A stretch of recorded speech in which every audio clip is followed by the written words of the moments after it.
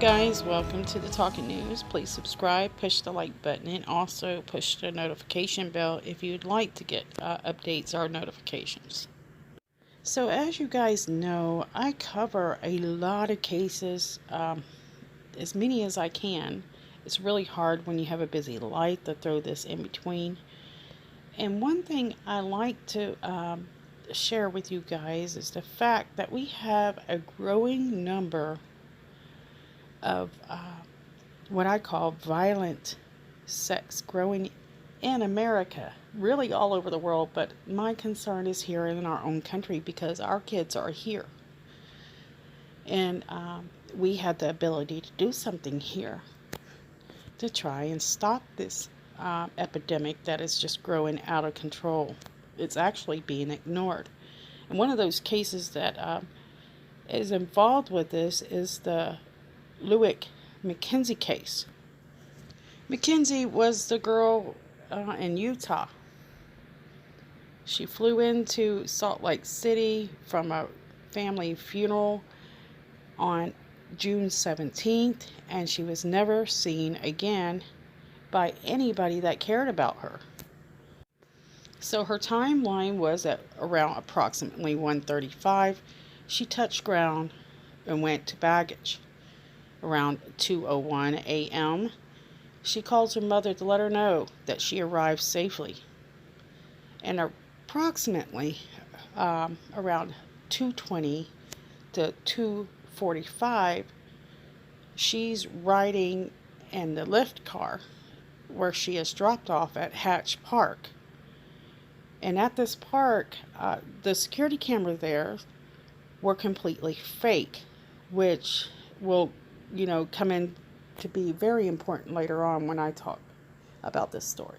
So approximately 3 a.m. in the morning of June 17th, somebody unknown at that time picked her up and took her to an Airbnb rental that she supposedly made arrangements around June 16th, as far as police know at this time. They might know more, but of course they're not going to share everything. After 3 a.m., there's no more text from Mackenzie. There's no more phone calls. There's no contact whatsoever. So her friends and her family become very concerned when they could not contact her. Police were called immediately, and they started treating this as a missing persons case. Kind of. They're kind of not, they were thinking maybe she wasn't a missing person, considering the fact that her lifestyle in the background, because she's a sugar baby, she likes sugar daddies, and she's a self-proclaimed, let me tell you, sugar baby, where she brags about having 2 sugar daddies. And this is a lifestyle that can be very dangerous for any woman. It's not shaming anyone. It's telling you that if you choose a lifestyle like this, you're asking for trouble. And one of those things that come with that lifestyle is police were thinking that maybe she was trying to be alone, that she didn't want to be bothered, and she was off the grid. But friends and family said, no, I really don't think that's it. I think there's something wrong. Police approached this issue very cautiously. They were confused how to approach it because people do not realize how many people do go off the grid. And, police see these kind of things all the time. But they did get on it and address it as a missing person in the most respectful way and told her, we're concerned about you. If you want to be off the grid, just call us and let us know, and we'll leave you alone. But like the family and friends suspected, there was no calls, there was no communication, and of course the alert just got stronger and stronger. Meanwhile, June 17th, the neighbors are smelling a stench, they claim, that assaults their nose. It's so strong. And some of the smoke burning from a residence. This residence was actually located just 5 or 6 miles away from Hatch Park where Mackenzie disappeared. So neighbors said that an owner of the house near 550th North and 1000 West lived on the top floor and then rented out the basement on Airbnb. They said there was a lot of people coming in and out of that home. So to them, people coming and going was not an issue. But what was an issue was the fact there was burning for 2 days in his backyard. So it's something they haven't seen before. There was a strong smell of gasoline. So unfortunately, police were not able to get in his backyard at that time. But they eventually got enough tips and digital footprints to be able to track it back to that house where the burning smoke was coming from, and get a warrant to search that home. Less than 2 weeks, cops were closing in on a man that was from Nigeria. He's an immigrant. He's been in the military. He was in the army for a bit. He actually lived in a park across the street from, he lived in a neighborhood across the street from Hatch Park where Mackenzie went missing for a period of time before he was evicted. He later bought a house at the residence where Mackenzie stayed for a period of time and went missing. The guy that we're talking to will refer to him as AJ. He's a 31-year-old who is in a little bit of different career paths throughout his life. I just can't figure out how in the world he was able to purchase a home. That one is beyond me. The guy does have friends in his life, which is very strange too, after seeing, finding out what we find out, which I'm going to go over right now. So AJ had the cops search his home. They go into his backyard and they find the burn pile, and then they find freshly dug holes. And before long, you can see the cops.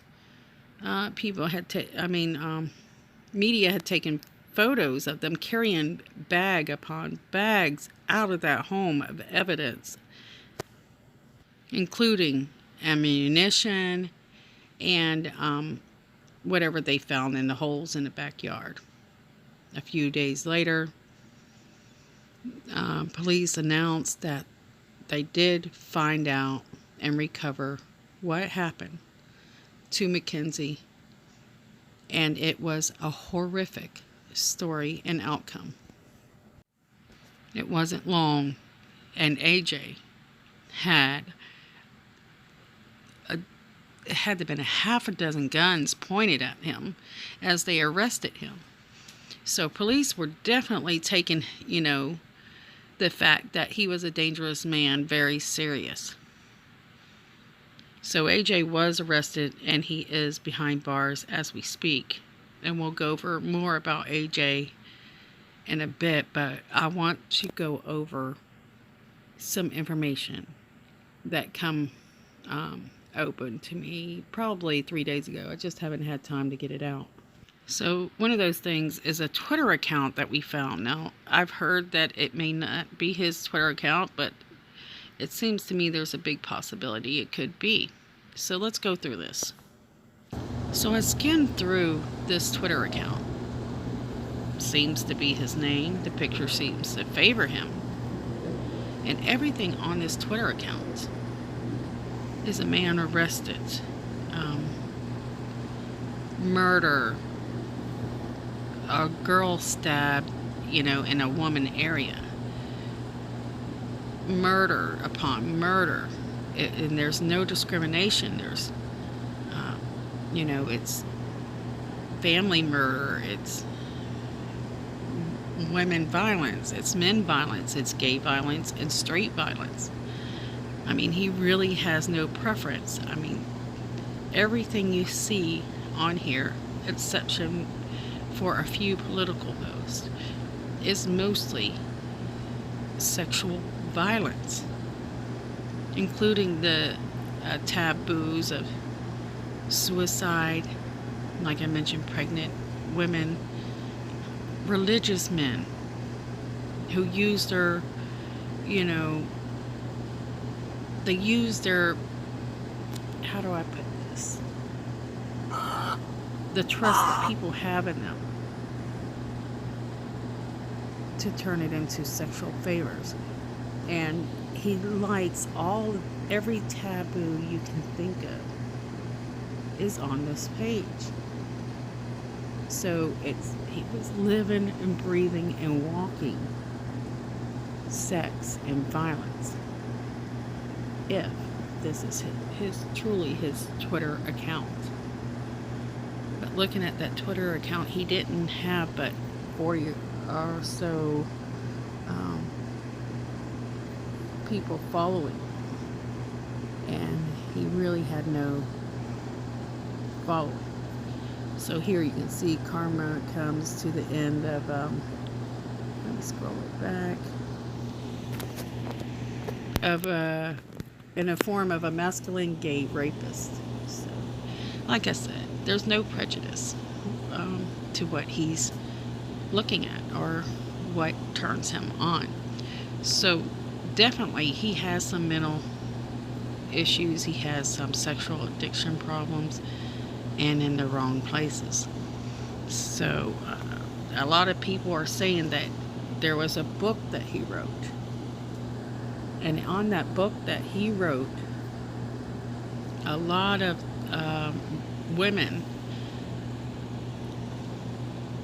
wrote Amazon and asked Amazon to stop selling that book.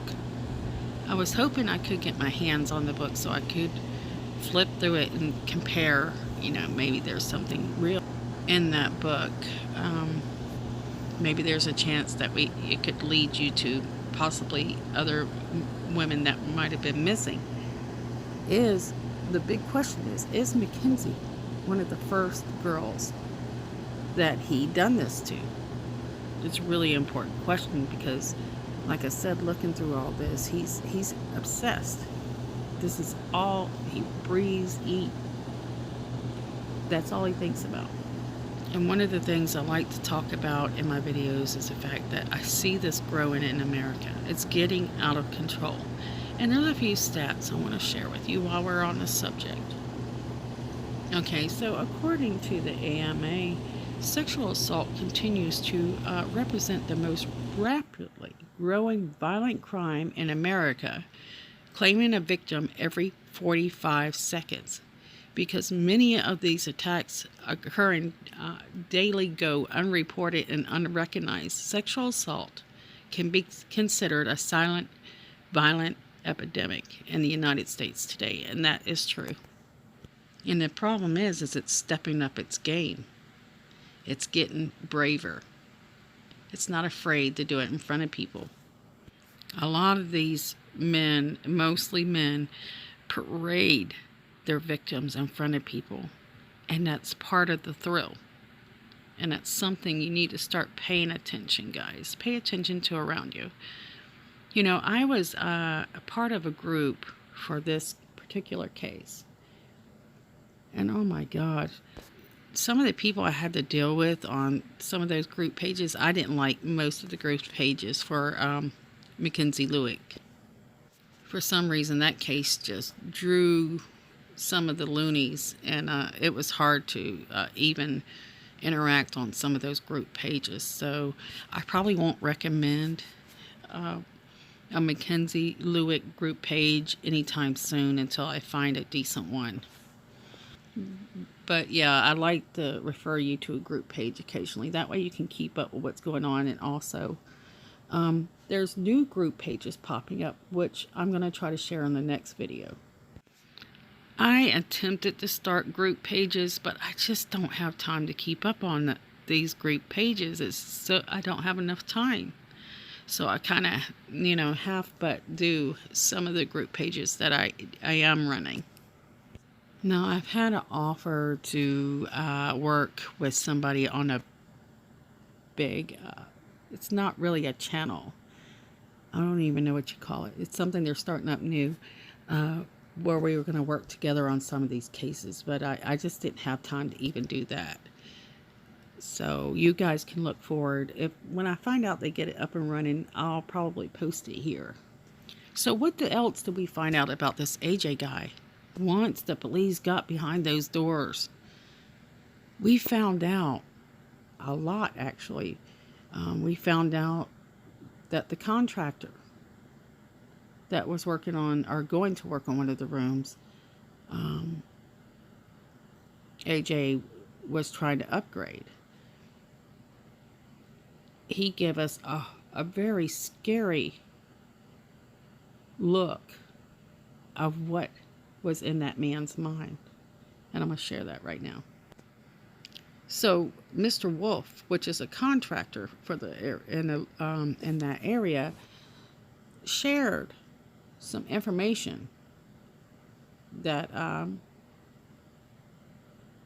about the work he was going to do at that house. So he told us that AJ wanted him to help finish up a room that was about the size, it was about 9x4 area.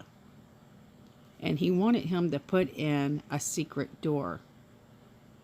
Not only that, he wanted him to put in a door lock that could only be unlocked with AJ's thumbprint. Okay, then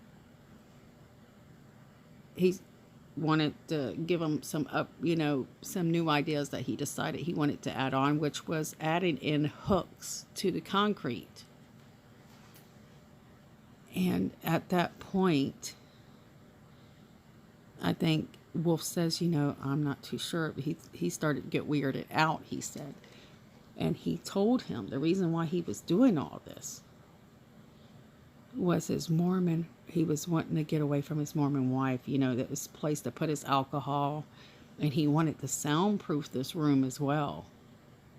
So it was basically a dungeon he was building. I mean, that was easy to understand. I don't care who looked at, the description of this room.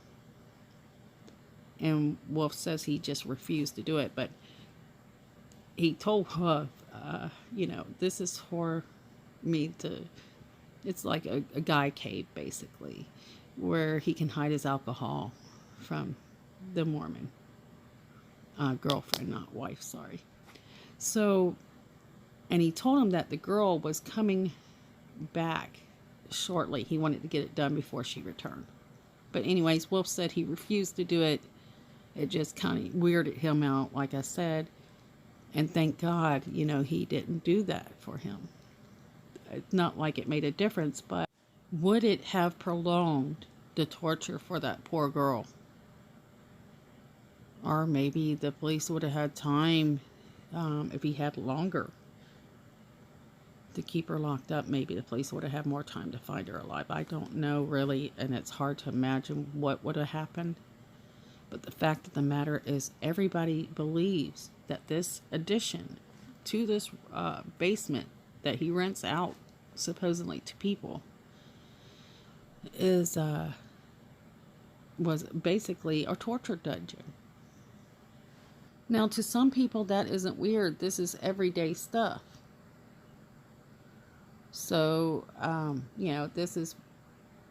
there's fantasies they play out, but they don't take it that far.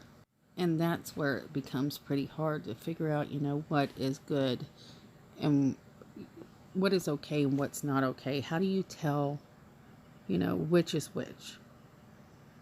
And that makes it harder for the police or investigators to determine whether somebody is is in danger or being threatened.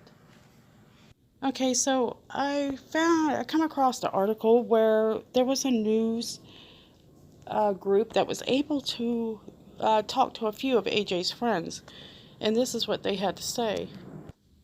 Quote, "This is kind of mind-boggling," end quote, says one man who shared an apartment with AJ, which is the person of interest in this case.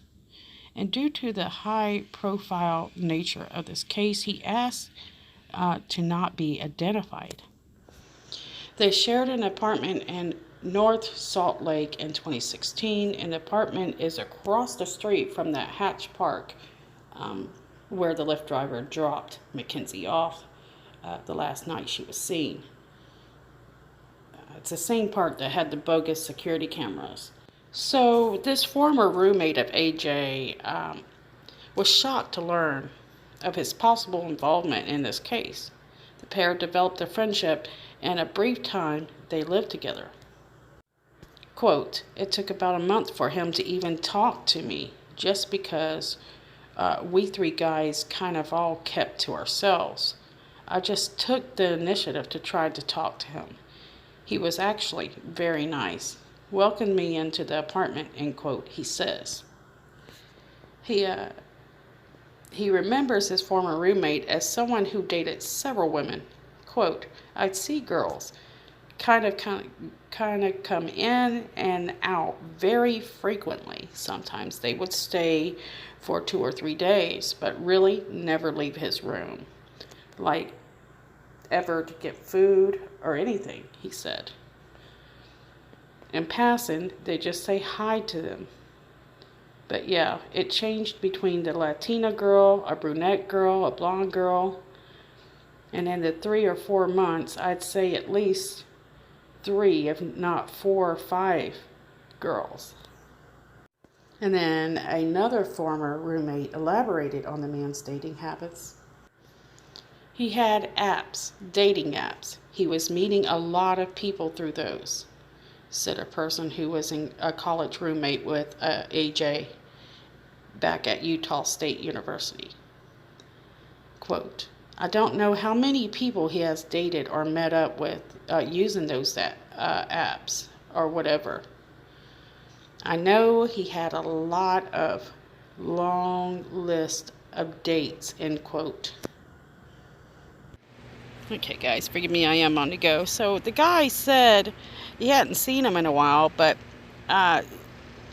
earlier this month, he invited him over, and he told us that he owned a home now, and he was a homeowner, and he said we should come down and see his house sometime. So yeah, how in the world are you able to buy a home that easy in America? It shouldn't be that easy to me. I mean, I know American families that can't buy homes right now, but somehow new migrants can. That doesn't make sense to me, but maybe, in the future that will change, I hope. But anyways, I'm getting off subject. His friends are saying that they didn't see it coming, but we have heard that the guy has anger issues, but they haven't seen violence from him. Now, referring back to that Twitter account we were looking at, guys, if that is truly his Twitter account, it makes absolute sense, doesn't it? And but anyways, I just want you women to be careful out there. And when I say that, I have a few millennials that occasionally say, "We don't need to be careful. You need to tell the guys that." That's not what I'm saying when I say that. It's up to you to take care of yourself, and you must be more aware and less trusting of people. I think we should be more careful, and we should be smarter when we are dealing with strangers, especially. So anyways, I feel so bad for Mackenzie, because this is not the way I hoped it would end. And I hope her family is okay. I'm sending them hugs and wishes, because I'm about to close this out. I've got to go do a few things. In this video, I want to go ahead and get it uploaded and finished, because I've tried to make this video probably 3 times now, and it's very hard for me to get a video out lately. But guys, you know I love you very much, and I appreciate you guys caring enough to, watch these videos about these people who need the attention. And I'm just so sorry it turned out this way for her. But at the end of this video, I've got a picture of one of the animals that hang around my house. Maybe that'll leave you with some happiness after watching and hearing this devastating story. See you guys soon.